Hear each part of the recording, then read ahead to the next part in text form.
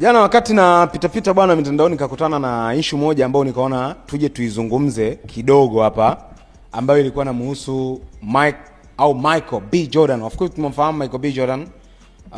Huyu ni mwigizaji mkubwa, pia ni mmoja ya mastaa ambao wanashare kwenye club ya Bournemouth ambayo inashiriki ligi kuu ya Uingereza.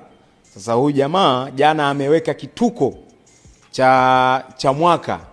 Jamaa wakati anafanywa mahojiano na David Letterman akaulizwa kuhusu na mtoto, kuhusu kuwa na familia, kuhusu kuwa na watoto.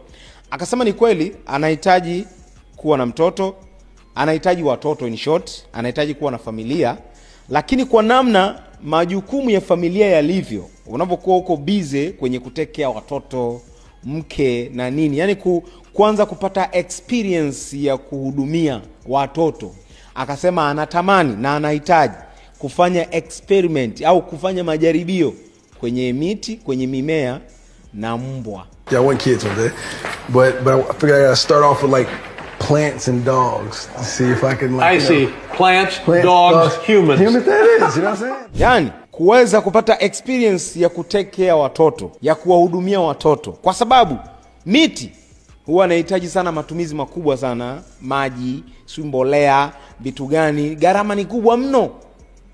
Then mnyama kama mbwa na paka ni wanyama ambao pia wanahitaji mahitaji au huduma za hali ya juu sana. Unapokuwa umefuga mbwa au umefuga paka, matumizi yake ni sawasawa na binadamu, kwa sababu atahitaji kula, atahitaji usafi, atahitaji kupelekwa kupatiwa dawa, kuogeshwa, kufanya nini. Na kwa mbwa, katika kitu ambacho watu wengi wanahoji, kupata majaribio kupitia mbwa kwamba yeye azae na mbwa au afuge mbwa, anapozaa, anapopata watoto, yeye anawahudumia wale watoto. Ndio kitu ambacho nahisi hajakiweka wazi kwamba wewe unahitaji kufanya majaribio kupitia mbwa, unataka kuzaa na mbwa, unataka majaribio kupitia miti, unataka kuzalisha miti. Yaani okay, unataka kufanya nini kwenye mbwa?